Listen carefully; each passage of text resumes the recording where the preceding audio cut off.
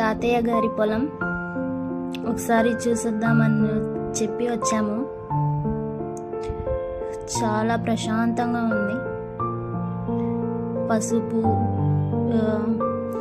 Banana, గోరుచిక్కుడుకాయ, నిమ్మకాయలు, ఇంకా చాలా ఉన్నాయి. మొత్తం ఆర్గానిక్గా, అంటే పెస్టిసైడ్స్ అట్లాంటివి వేసి, అది కౌ మెన్యూర్ ఇలాంటివే, ఎటువంటి కెమికల్స్ లేకుండా పండించాము. చాలా బాగున్నాయి. ఇక్కడ పసుపు క్వాలిటీ అయితే చాలా బాగుంటుంది.